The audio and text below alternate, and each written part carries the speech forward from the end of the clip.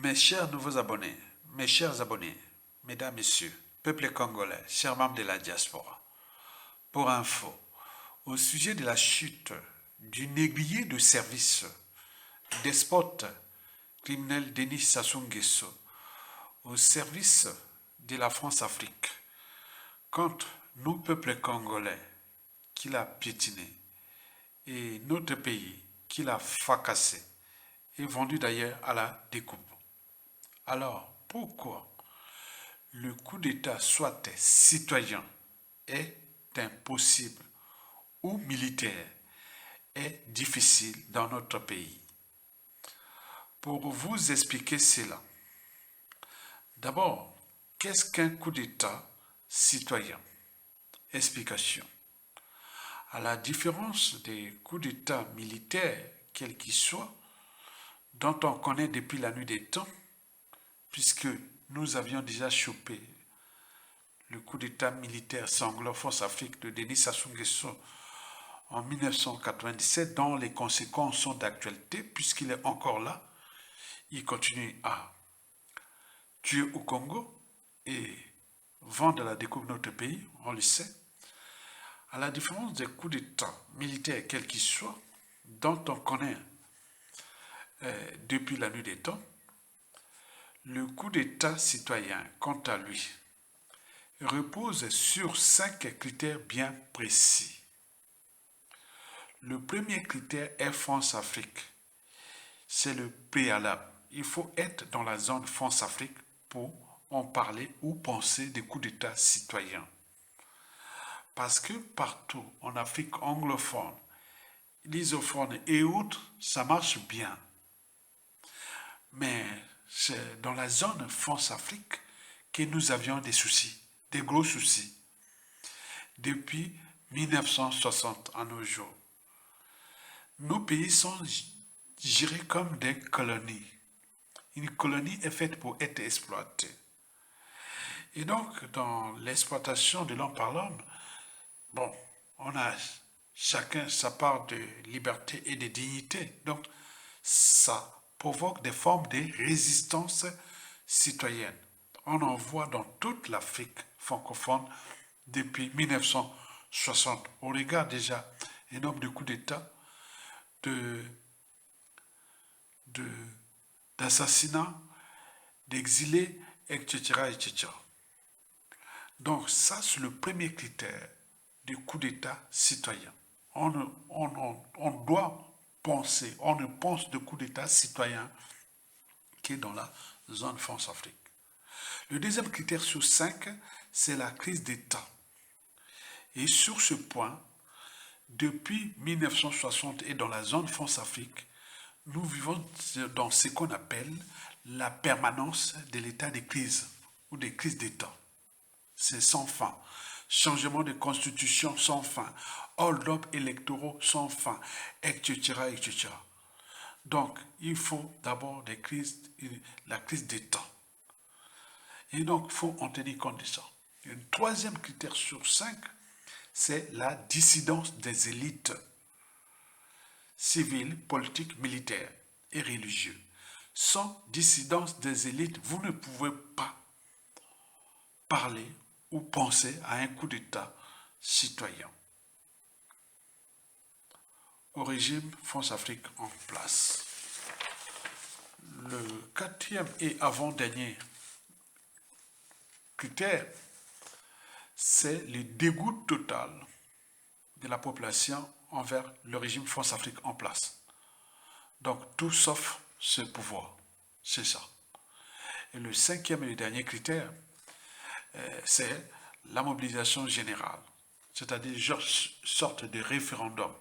Donc vous pouvez mettre n'importe quel individu face à Denis Sassou Nguesso, face à Pampopoin, donc les autres vont toujours choisir ce monsieur-là. Donc vous imaginez, donc c'est le référendum contre le pion ou la pièce maîtresse ou autre de la France-Afrique, etc. Donc je résume.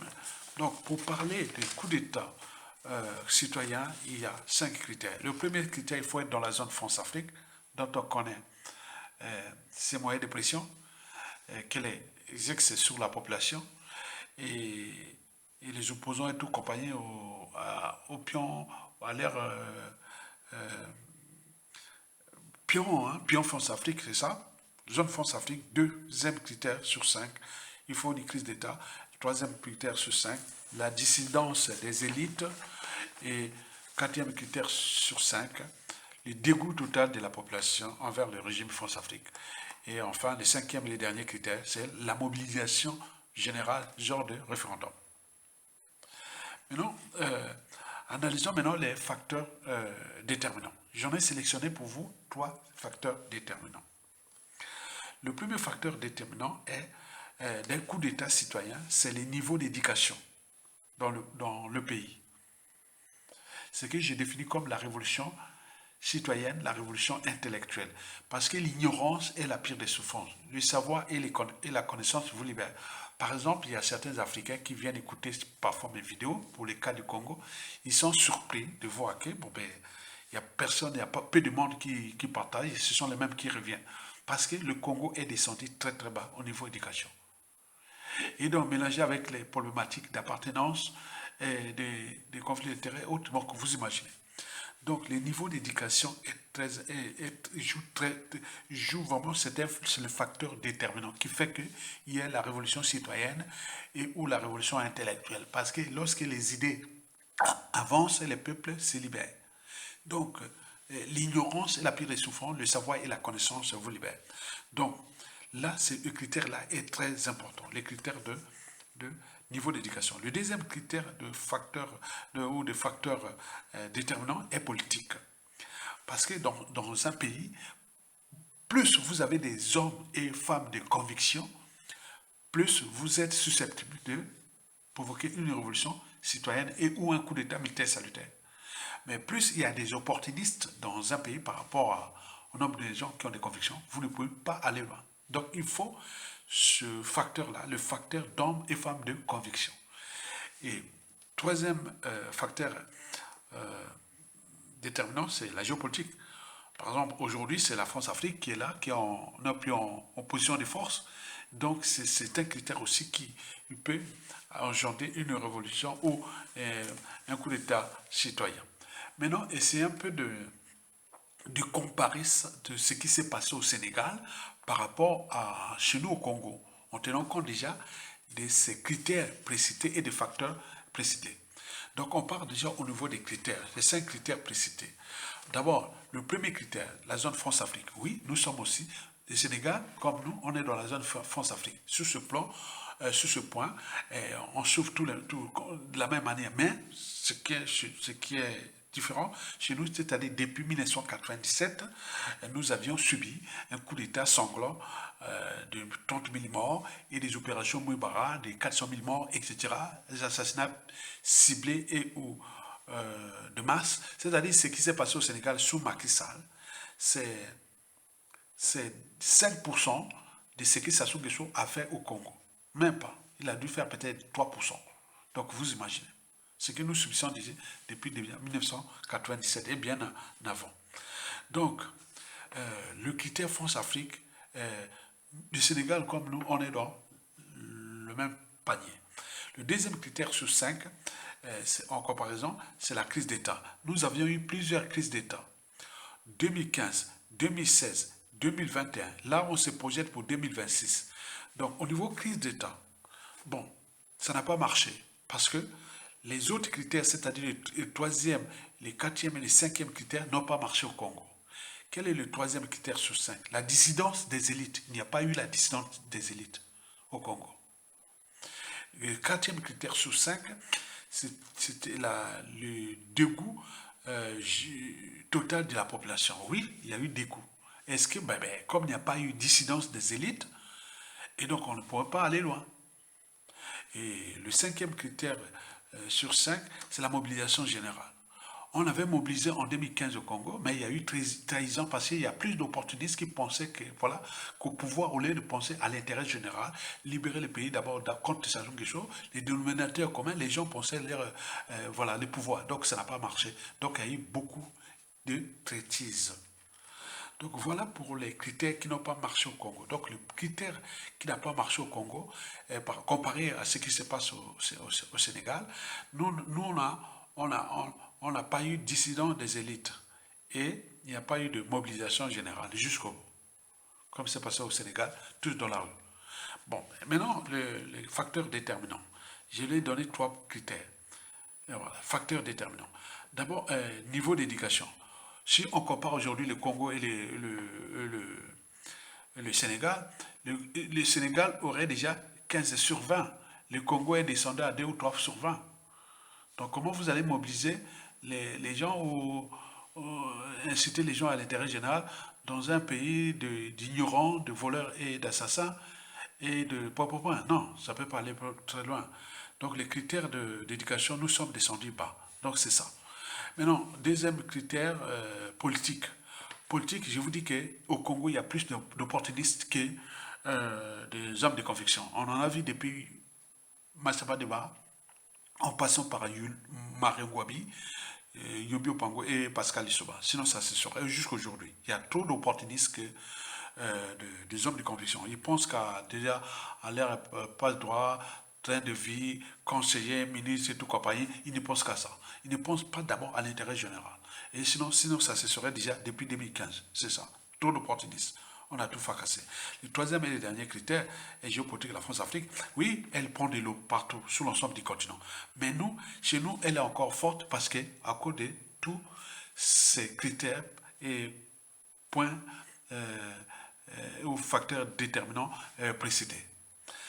Mesdames, Messieurs, chers membres de la diaspora, bon, nous savons qu'au niveau du coup d'État militaire, c'est difficile. On regarde ce qui précède.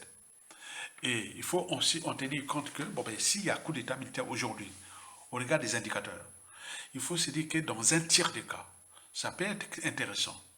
Mais dans 2 tiers des cas, ça peut être un coup d'État du type ce qui s'est passé au Gabon. Donc les Congolais de Brazzaville n'ont pas de marge de manœuvre d'arriver au coup d'État comme si c'était passé militaire, comme si c'était passé au Mali, au Burkina Faso et au Niger. Parce que notre apologie, et par rapport à ce qui s'est passé, c'est très, très, très difficile. Maintenant, au niveau, quoique, on ne sait jamais. On ne sait jamais. Ça peut arriver que, bon, ben, les hommes se décident et prennent leurs responsabilités. C'est pour cela que j'incite les Congolais à continuer à nourrir le débat, à liker, passer par l'éducation, par la révolution citoyenne, par la révolution intellectuelle que nous allons nous libérer. C'est pas par les émotions, c'est pas par l'appartenance, c'est pas par voilà. Donc il faut que vous pensez à liker, partager et soutenir la résistance comme le font les autres là-bas en Afrique de l'Ouest. Ça s'est passé comme ça. Donc nous sommes déterminés à aller jusqu'au bout. Donc ceux qui peuvent soutenir la résistance, la vraie, donc il y a un lien en bas. Vous pouvez aller sur le compte PayPal et mettre une petite quête pour la résistance, la vraie. Parce que nous serons à Brazzaville pour restaurer ce pays. Parce que nous sommes debout à la victoire finale. Elle n'est plus loin. Donc continuons à lutter pour les vrais citoyens congolais, qu'ils soient au pays comme de la diaspora. Likez et soutenez la résistance. Tokolonga.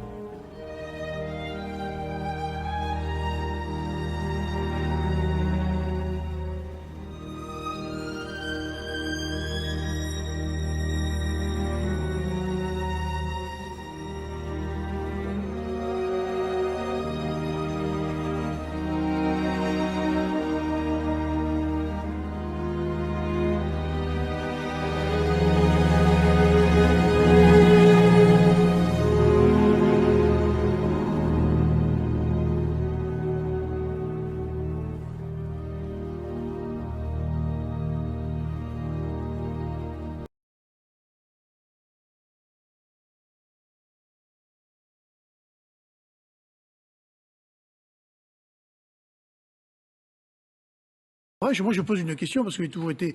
Nous avons un prisonnier politique au Congo qui s'appelle le général Mokoko. La France couvre cela. On va attendre qu'il meure comme un Navalny? Alors que fait M. Macron pour libérer M. Mokoko au Congo, qui est un prisonnier politique, qui est parti en prison une fois l'élection présidentielle passée?